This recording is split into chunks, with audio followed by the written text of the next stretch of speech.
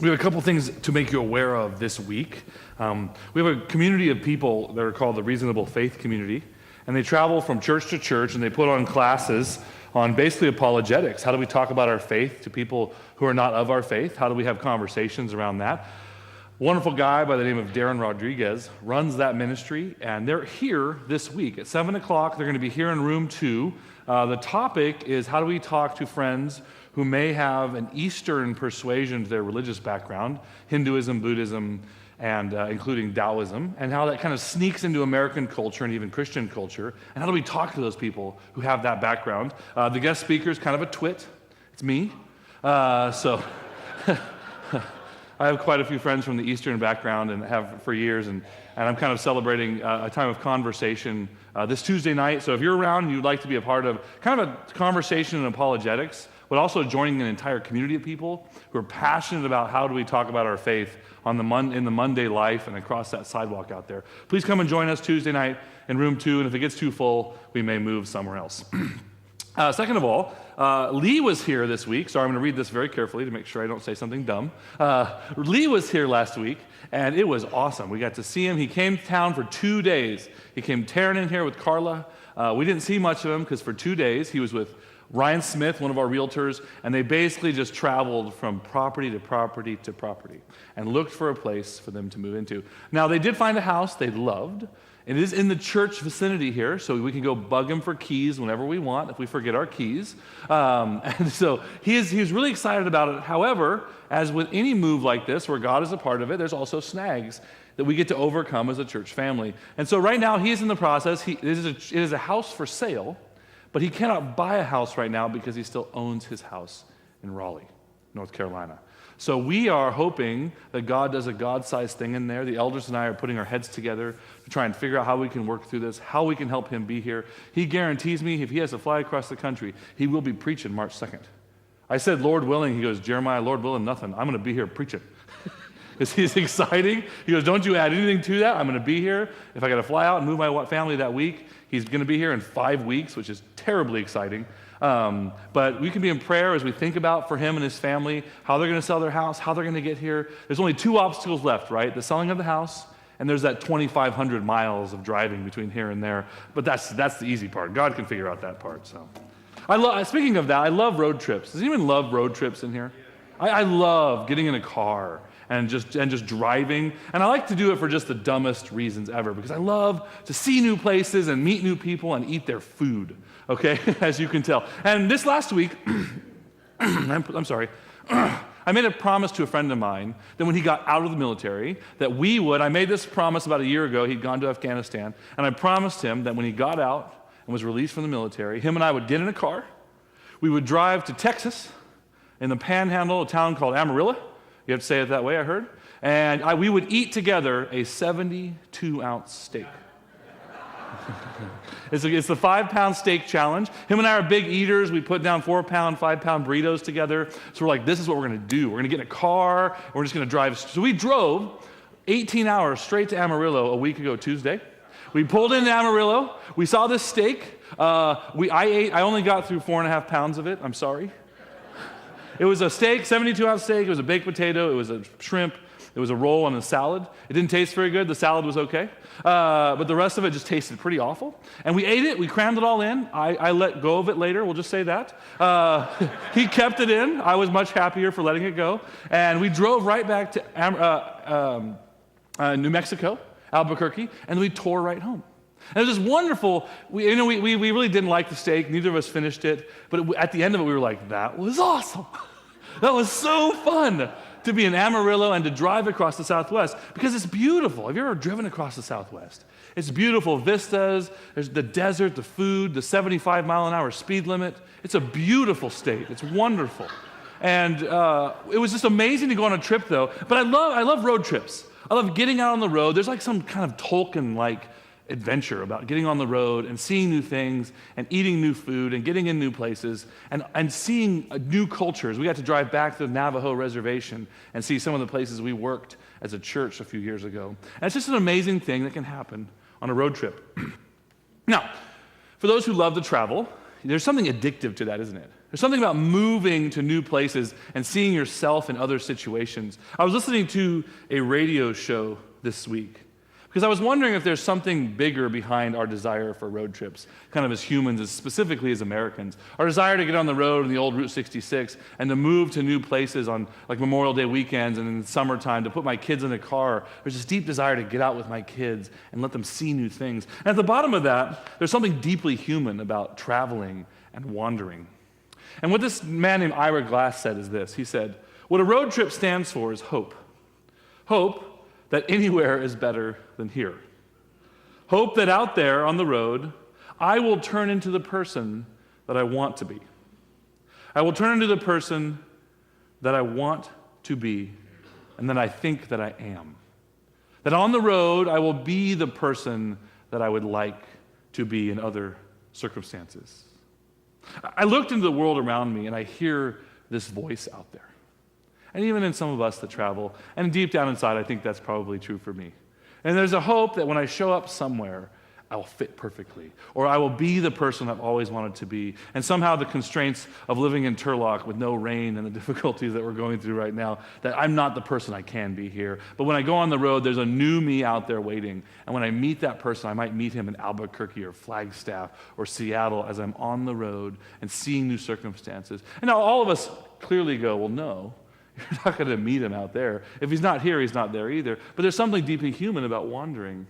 And I hear the voice from our culture in that we are searching for a new me. You don't have to spend very much time in a bookstore before you run across the self-help section. Most of it's dribble. Ugh, it's horrible stuff. But it's just stuff about there's a new you, and how do you find a new you? The other section like that is the diet section, okay? How do you become a new you? It's time to lose weight. It's time to do this. Even Rick Warren has a diet book now. It's amazing. And so we are always searching for this new version of ourselves, this better version of ourselves. And this morning I want to look at what the Bible has to say about that and where that person is. Is that person to be found out on the road? Is that person to be found through a book? What is it that Christ has to say about this new person, specifically, and Paul has to say in the book of Ephesians? We've been looking into the 4th chapter of Ephesians these last few weeks. And we've been looking at the social situations of the church, and we've been looking at what is really some of our responsibilities as members of the church. What is the things God says about us? And we are talking about really big stories, if you remember right. That there are stories we live in that are really big enough to live in. There are stories we tell ourselves, these big stories about life and the meaning of life, and the Bible tells a story about who we are, but out there in the real world is another kind of story, and those two stories compete at every single level. These stories really tell us how we live our lives, and they direct us in everyday life and how we're going to live, how we process our relationships. They tell us who we are. At some level, we tell stories, and out there, we are the hero of our own story. Out there, who you are is who you are competing against other people. You are only someone if you've risen above someone else, and really stepped on people on the way. That who you are is in a competitive nature with everyone else around you. You don't let yourself be stepped on, and happiness is the entire goal of life. And that can be found through your checking account. And that is a story we hear there. And in here we tell a different kind of story. It says God is the hero of our stories, not us. We are supporting characters.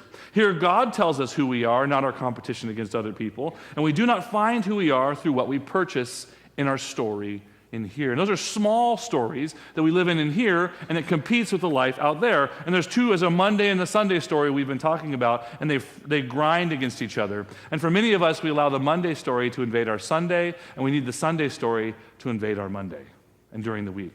And we're talking about ways, what does that look like? How does that happen? Last week, we looked at a particular story. And as we open our Bibles, we're going to be in Ephesians chapter 4, and we're going to be starting in verse 20. And as we look into God's word, let's pray together this morning. Father, your word is powerful, and it has returns on our lives, Father. May we walk out of here changed because we read your word. In Jesus' name, amen. Last week we looked at a passage in verse 20 that looked like what it looks like to slide into the worldly life, what it looks like to slide into the Monday life from the Sunday life, We talked about the term for that in days gone by, where it's backsliding. And that we have friends around us that are backsliding. And what were the components and what were the warning signs that our Christian friends around us might be sliding into a different kind of life? And if you remember right, there's the first step was that people become numb to sin. They don't see things as wrong anymore. They don't look at the world and they don't see a big festering neon distraction. They say, well, that's not too bad, or this isn't too bad, or that isn't too bad. And the next step down was that people who sin, they don't keep it private anymore. They put it publicly out there, and they're proud of it. They're proud of their sin. And at the very bottom was this idea of greed, that it was we sin, we don't mind stepping on other people to make ourselves happy. And these are the steps toward a backsliding person who moves back out into the world from communion with Christ. And this is what it looks like to slide away from God. And in verse 20, Paul speaks to exactly that slide, and he says simply this: that, however, is not the life you learned. As we see people sliding back toward a worldly perspective, toward the Monday story, toward a life of competition and stabbing each other in the back and living for myself only, Paul speaks directly to that and says, yes, you can move that way, but that's not what we taught you. This, however, is not the life you learned. Verse 21, when you heard about Christ. This is not the life you learned when you heard about Christ. And were taught in him in accordance with the truth that is in Jesus. You were taught, with regard to your former way of life, to put off your old self, which is being corrupted by its deceitful desires. And what we're talking about here is the move today of taking off that old self and putting on a new self. This is what we started with, right? This idea that if we wander the world, that somewhere there's a better version of ourselves if we enter a particular set of circumstances. And this is exactly what Paul wants everyone to understand. There is an old self, and there is a new self, and that can be found on some level in human life and experiences. And he uses a particular metaphor, doesn't he? He uses the metaphor that clothing makes the man. Clothing makes the man. I remember I was in England once. I was in college and I was traveling on missions trips. And we were in England in kind of a tough neighborhood called Brixton. And we were in a church there working. And one night we had this kind of dance there, or kind of a hangout of the youth in the community, the people our age. And I remember this entire group of black young men came in these. And back then it was massive baggy jeans. They had their pants on the ground, looking like a fool with your pants on the ground. And they were walking, and I'm like, oh, okay, take it easy. And they came walking in. They were maybe gangstas, we'd call them, okay? You know, a little term for the kids there. You can keep that one. And they came walking into the room, and I'm like, whew, these are guys. If I was in Oakland or something, I'd be a little nervous. I remember they came walking in. They go, cheerio, what's up? You want some tea? And I'm like, whoa, that is not the voice I expected to hear from your mouth. They may not have said that, but that's how I heard it, so that's all that matters, okay? It was amazing because you have these guys, and they're dressed a particular way, and out of their voices comes perfect, like Queen's English. You're like, okay, that does not match my view of you walking through these doors. And of course, I was being terribly, terribly prejudiced, because they were wonderful guys who happened to dress like a particular culture, and that culture isn't scary or terrifying when we get to know them, and you know people in it. But at the moment, really, what mattered to me was the clothes did not match the voice that came out of that mouth. The clothes, I assume, like, what up, you know, bust a cap, whatever those things mean. I have no idea, okay? But I assumed that was going to come out. And on this side, it was this amazing thing happened that threw kind of out the window. But for me, here's what Paul's saying. We look at someone's clothes, and we immediately say, that's them. That's what we do. That's how they're dressed, that's them. And that's what our brains do. The clothes make the man. The clothes make the man. And what Paul is saying here is that we have this identity, okay? And that our clothing tells something about who we are. And then at the deepest level, we wear an identity. That our clothing is at some level of an identity of who we are, and we wear that identity. And he's moving into a metaphor that ourselves, or our deepest part of ourselves, this spiritual self, that is even deeper than our minds, is even deeper than our souls, is the deepest part of who we are. It is a gift from God. It's what he breathed into our nostrils in the garden. That spirit, that pneuma, as Paul would call it, that deepest part is like a clothing. It's like clothing, because it tells us who we are. And here's what Paul says. He's saying that there's this old identity, this greedy person who doesn't care if they step on people, this person who wears sin proudly, this person that's numb to sin. That person needs to take off the old self. Now, the verse here is very benign. The Greek actually says, strip it off and burn it. It's almost violent. Strip off the old man or woman. Strip it off. Get rid of it. Put it off is this nice language. Strip it off for once and for all is what he's really saying. The Greek verbiage there is saying it's a one-time act. That you and I, in a moment of moving into a relationship with Christ, we have stripped off an old self. We've taken that clothing off that defined us for a little while, and we've simply gotten rid of it as fast as we can.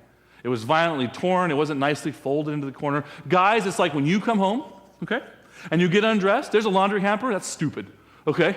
It goes wherever I feel like it. The shoes go this way. There's a couch there, which is clearly made for my clothing to lay on, so I throw it there, and it just goes everywhere, right? That's what he's talking about. Just get rid of it.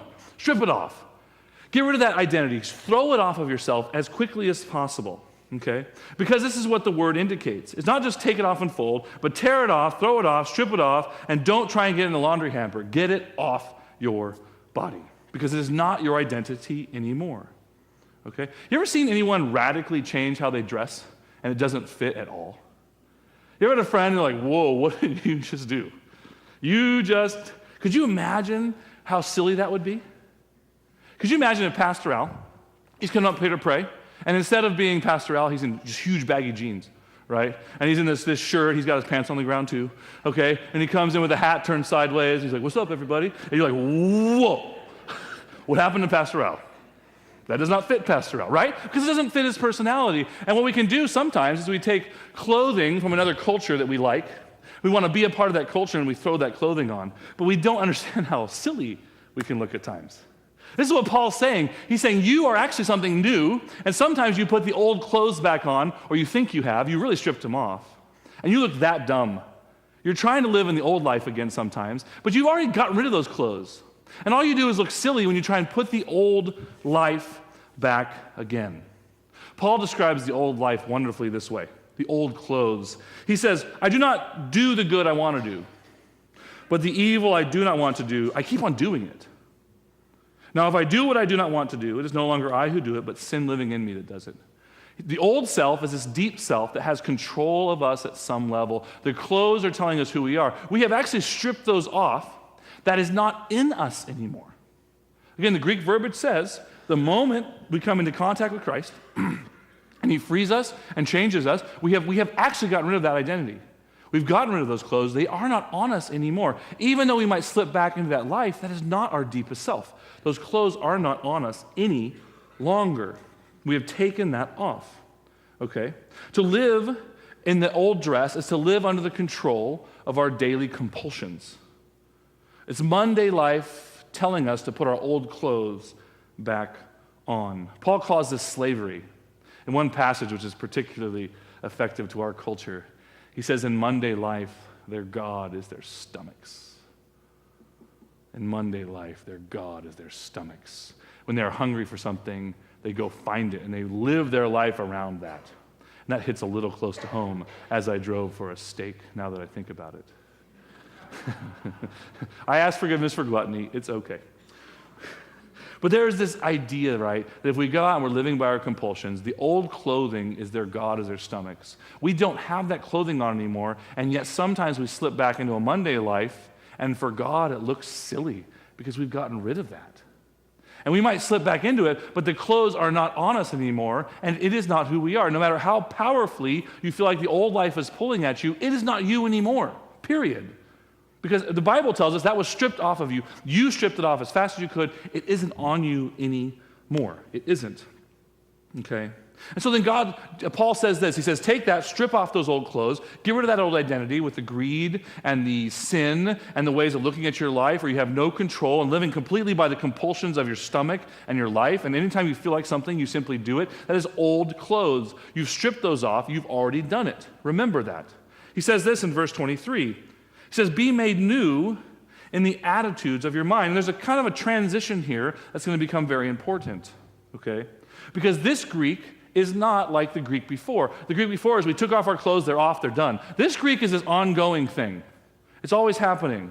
Well, the second we take our old clothes off and we get rid of that old identity, of that old Monday life, the new renewing of the mind now happens, but it's going to take a while. The Greek verb here, it's going to be like your whole life you're going to be working on this. It's never going to really be done. But you're going to work and you're going to work. But deep down inside, you have something awesome is happening because deep down inside, there's something new going on in you. You've gotten rid of something. Now you're challenged to renew the mind. That God's grace through the Holy Spirit is cleaning out your brain and your mind and your heart. It says, do not conform to the patterns of this world, but be transformed by the renewing of our minds. And this is a thing that happens between the old clothes and what we're going to look at, the new clothes. This happens constantly throughout our life, and this is our deep challenge, which we're going to get to in just a little while. But in the end, the Holy Spirit is making us new through the renewing of our minds. 4:24 of Ephesians. So it says, take off the old self, strip it off, renew your minds, and it says, put on the new self, created to be like God in the true righteousness and holiness. Put on the new self. It's important we see here, actually, the word self is not really a good translation. It's really man. You have an old man in your life. There's an old man or woman that rules you. Put on the new man. Put on the new man. Self, to me, gets a little bit in that self-help direction.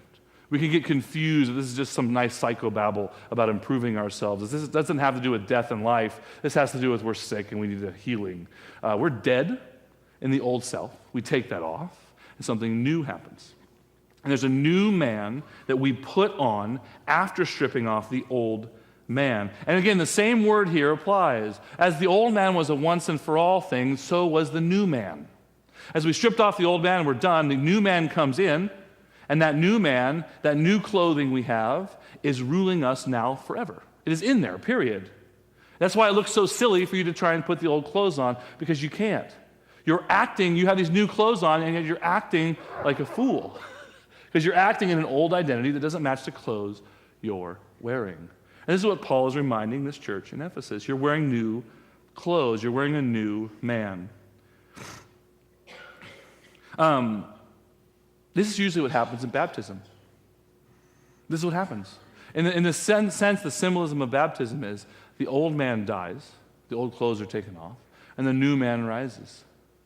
As you think of baptism specifically in a river, which is where it started, that we have a river of human history. And the story made by human history is that a few personalities changed the entire human history, and that most of our desire is to be one of those personalities that makes a difference. To be an Abraham Lincoln or to be a Billy Graham, to be one of those is very desirable because humans make history. Humans make history. And the story of history is how we've changed our own culture. But there's a second story. When we go into the water, we die to that story. We rise to a new story that there was a God named Yahweh who moved into human history. He created the world. We didn't. It didn't come from nowhere. He did. The God who parted the Red Sea, who spoke to Israel, who came and joined human history as Jesus, and who is reconciling creation to himself. When we rise to a new story. We rise to something else happening in history. The new man doesn't tell the old story. The new man tells the new story. We join a new river. We join a new movement, which is saying something very subversive about the world around us. We are moving from man's history to God's. There's a wonderful song in the 90s. It says this, I don't love you for your yesterdays. I will meet you just right where you are. I don't care what kind of clothes you wore. Angels sing and I confess, hallelujah, baby's got a new dress. Angels sing and I confess, baby's got a new dress. This is a song from God to us. He says, what I did was I gave you some new clothes. And it's the deepest metaphor. It's not shallow at all. I gave you a completely new identity. When people see you, you are something different and new. And at the very core of who you are, this thing called your spirit, that is now different than it used to be. At the deepest core of who we are different. God put a new man on us, or a new woman. This new man. We are something new. And what we are doing and what God is doing is the new man in us, and the Spirit is moving his way outward into our life. And that's the renewing of the mind that takes a while. The inward has changed. We are something new on the inside, and yet it's moving out into our behavior every day. And one way to think of this change, and one way to measure really this change for me, is simply this, and this is a very American thing to understand, that we are moving from slavery to freedom. It's one of the easiest ways to understand the old man to new man move. I've stripped off the old clothes, I put on the new clothes, it's moving out into my behaviors and my life and how I treat people and how I think of myself, but it's taking a while, but I can measure it from how enslaved I was at one point to how I'm becoming more and more free in another sense. Galatians says Christ set us free for freedom's sake. He knows that our basic state is to be free. And so he's freeing us, and it's taking a while. But you may look back at 5 years ago and you're saying, I'm way more free from my compulsions than I was 5 years ago, 10 years ago, 20 years ago. The old man, by the way, appears free to us. It's easy to look into our culture, maybe a television show, maybe our celebrities, maybe friends of ours who are not Christians, and they look like they have freedom because he can have any woman he wants. He can go anywhere he wants. He can live how he wants. He can eat how he wants. He can spend all his money on himself, and that looks like freedom, but it is not freedom. It is slavery to his own compulsions. When he or she is hungry, they eat exactly what they feel like. When they have sexual desire, they fulfill it. They are slaves to whatever compulsion happens to pop up in their heart that particular day. It looks a lot like freedom. Our culture celebrates it as freedom of choice. It is, however, slavery at the deepest level. Remember, Rome was a free society for the men, at least. Okay, and those men could do these things as well then. And Paul saw that freedom and said that was never freedom. Freedom of choice was not freedom. Freedom of choice might be the start, but it's not a very good start. There's a lot past freedom of choice. There's a lot past freedom of purchase. There's a lot past freedom to fulfill compulsion. There's a new kind of freedom I'm talking about that comes from the inside. Thomas Merton says this: the slave in the spiritual order is the man whose choices have destroyed all spontaneity in him and have delivered him over, bound hand and foot to his own compulsions, idiosyncrasies, and illusions. The slave is the man who's been handed over, bound hand and foot, to his own compulsions, idiosyncrasies, and illusions, so that he never does what he really wants to, but what he has to do. His spirit is not in command, and therefore he cannot run his own life. This is true slavery. And we can see that freedom of choice, again, is admirable, but it is not real freedom that the Bible is talking about. Freedom of the Bible has to do with a redeemed life whose deepest self has the new clothes on. Something in us, the new man has been put in us, and we put new clothes on, and this is now expressing itself in the most basic way as freedom in our life. Freedom. We choose our own life. We can choose our life. We can make our decisions, and they are free from the compulsions that rule the Monday life across that sidewalk. This is slavery, okay? And out of this comes not compulsion to please myself, but out of this freedom life, it's the spontaneity to love when I feel like it. That's what freedom looks like. When I'm walking around and I want to buy that guy dinner who doesn't look like he has any dinner, I do it, and I'm free to do it without the constraints of society or anybody else telling me I can't. I even sometimes can put money in meters, even though I'm not supposed to. Yes? I can do things that might be frowned upon by our culture and society because I live in the spontaneity of life and the life of loving. And there are times that may go against the laws of the culture, and that's okay. I will love anyway when I'm called to do it by Christ. Do you envy the old man sometimes, though? I do. I look out in the world, watch TV too much one week, and I begin to envy the supposed freedom that they have. And I want you to take this freedom in a very specific way this week, out into your lives, out into your Monday life. The first question is, where do you seem to be pretending you're in the old clothes? Because all of us do it still. We all have these places where God needs to invade, and we say, well, I still act like I'm that other person in the Monday life. And I have these Monday clothes on still, Lord. I think I do. But really, I have the new clothes on. I'm still walking around like I'm like a goth. You know what a goth is? A goth it was in the 90s. They wore all black leather. Okay, again, imagine Pastor Al coming up here in complete black leather with a painted white face going, hey, everybody. You're like, what? That's not Pastor Al. That's weird. Okay? That's what I'm saying here. Every time you try and live the old life with your new clothes on, that's how kind of ridiculous you look. Not that you'd look ridiculous, Pastor Al, and goth. You do whatever you want, sir. I'm going to pay for that later. But this is what we do. We have these new clothes on. And we want to throw the old ones on, but we have the new ones on telling us who we are, and we're trying to live with old clothes, and they don't even work anymore. We threw them away. We burned them. And these new clothes are giving an identity out there, and we're trying to live in an old identity that is ridiculous because it's not who we are at the core sense. We don't need to go on a road trip to find who we are. Who we are was inside of us the whole time as we accepted Christ. He changed the inside of us, and that is slowly expanding into every fiber of our being. It's invading the rooms of our house, if you will, and it is changing us, whether we really want it or not. That's what you get for accepting Him. Congratulations. He's moving in you. Now, I believe we participate with that, and it makes for some really neat life. You fight it, I think He's still going to change you, but it's not going to be very fun. Not going to be very fun. This really comes down to, for me, this word of redemption. Redemption. The word redemption in the Greek means simply this. First, you were bought. It's a buying term. Totally secular term, had no religious connotation. Actually had to do with slaves. You bought them. You're on a slave block. Imagine you're on a slave block, you're being sold, and a man buys you. You've been redeemed. It had a second sense, though, too. You were redeemed, then freed immediately. You were a slave being sold by your different compulsions. You were being sold around by Satan, and you were being bought and sold and bought and sold and bought and sold, and Christ bought you and then immediately freed you. That's what the word redemption means. Bought and free. Bought and let go. We talked about this week in our corner community last week about Edmund from Narnia, if you know the story. Edmund from Narnia betrays his friends, and he is the slave of the queen because all betrayers belong to the white queen in the story. And Aslan redeems him. He buys him with his life. He buys him and frees him immediately. Immediately frees him. And then there's a redemptive act in the freedom. And I want you not to miss the redemptive act in our life's freedom. In our life's freedom, our freedom shows itself for all of us a particular kind of way and has a lot to do with the old man, actually. Ephesians 4:25. Therefore, each of you, as you take off the old man, you put on the new man, you're renewing your minds. Each of you must put off the falsehood and speak truthfully to your neighbor. For all members of one body. In your anger, don't sin. Don't let the sun go down on your anger. Do not give the devil a foothold.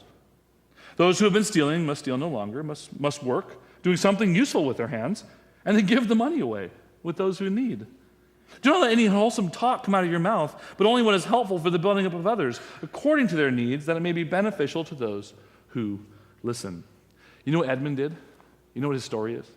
He was bought, he was freed. He had betrayed everyone he loved, and he almost died for all of them. All of them. In the very end, he is dying on the battlefield because he took on the queen. Because here's this thing about our redemption story. We've been freed. We have new clothing on, but our new clothing has a lot to do with our old clothing. And the story we're telling with our freedom is simply this: we will redeem our darkest parts of our lives. We will turn them around. If you used to steal, dark. You took other people's things, dark. Use those same hands, work, and give the money away. Your redemptive story, your freedom, is deeply linked to your great darkness, always in the Bible. Your redemptive story always. Remember Paul? Paul visits, and Ananias visits Paul, but before he does, Ananias is like, I don't want to visit Saul. You know all the horrible things he's done to the church? And God says, Jesus says, I will show him how much he will suffer for me. I hope that never comes out of God's mouth for me. But what did Saul do? He suffered the rest of his life. Peter betrays Jesus and hangs upside down on a cross. The great darkness of their lives is turned around in a redemptive story. But it's not about redeeming ourselves. It's about we have been redeemed, and our story is now how we turn around the greatest darkness of our lives. What happened in the first sentence? Don't use your mouth for gossip anymore. Don't use your mouth for lying anymore. Use it to build people up. The freedom you move into, the love you move into, is deeply connected to your great darkness. And all of us have a great darkness. A great darkness. And all of us are turning around that darkness. And what God is showing us is real freedom is when we take the darkest moments of our lives, we strip our clothes off, and in that moment we say, okay, that was my dark. I know it was. That was me. I'm going to right the wrongs I have done and do something different with my darkness. I'm going to allow the resurrection to turn it around and become completely free to love whoever I want and not constrained by the dark that used to rule me. I will no longer be constrained by that. God is moving us in a journey. He is taking the great darkness, the greatest sins we've struggled with, our old clothes, and as he puts new clothes on us, he frees us to live a life in which we live against our old darkness. What is your dark? Because the great thing of Jesus was to reverse the curse, to reverse everything that happened in the garden. He reversed it. Our darkness ruled us at one time, and yet he is turning it around. I remember when I was 18, someone pulled me aside and said, you have a deep disrespect for women in authority. You treat them like junk. You treat them like things. You treat them like they do not belong there. I used to say horrible things to my manager in front of and behind their backs. And since then, I have seen a new freedom. I have been free to live my life spent in finding ways and encouraging women into strong leadership positions around me. God tells a new story with the life of Jeremiah compared to his great darkness he lived. His great darkness. We all have a great darkness. This is my freedom story. It is the freedom from compulsion to live a life of spontaneity and love, connected to my great darkness.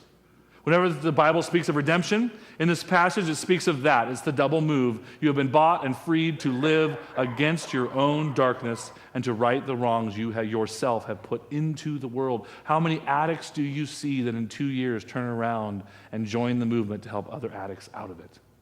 How many men and women do you see in affairs who survive in their marriages and start ministries to help those in the same situations?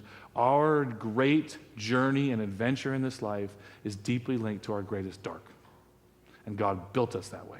He redeemed us. He bought us to tell a new story. As we move out into the community, we do different things with the very darkness that once ruled us. We turn it around and we make it love. And we see what happens. What is your dark? What is the thing that ruled you? Maybe it still does. Maybe your compulsions still move you. Maybe you need to remember you've taken that off. There's a new self. What does freedom like that look like to you? I don't care if you're 16 or 90 or 75. I don't care. We are all in a place where God is redeeming us, has redeemed us, and now we are telling a different story of redemption with our lives. The world desperately needs to see this story played out in Monday life. A group of people that are different. Because the world thinks people cannot change. That is a story out there. People don't change. People don't change. You don't change. You're just putting on a show. You're pretending. We have new clothes, my friend. We have changed. God made us different. We are different. We move out there, we are different. And the world needs to see that. They need to see us living out of our old sin. And where some of us maybe used to be in bars and now you're helping addicts. You're like, what? You used to be in bars. You used to help me drink. And now you're helping people? That's not you. That's what we want to hear. Because that's God's story, not ours. This new self we search for on the road is not outside of us, inside of us, outside of us, it's inside of us. You will not find that person in Albuquerque. You are with that person right now. God has put that person in you, and he has bought you, and he has freed you. He has freed you. You were bought at a price. Honor God with your body. You were bought at a price. Honor God with your body. May the Lord speak deeply to you about your darkness. It's hard sometimes to look at our past and say, that was my dark. It is not enough that we stop and become moral. That was never our goal, to simply stop the dark. It was to turn around and fight the very darkness we once lived for. It is our journey. May you know your journey. If you've missed your journey for the last few years, may he inspire you to rejoin the fight, to join that very thing that he has built you to do, to turn around the darkest parts of who you are, the gossip and the lying and the manipulation and the mistreatment of others and the struggles of sexual addiction or physical addiction. May he turn that around in you and tell a new story. Go in peace, Crossroads Church. We will see you next week.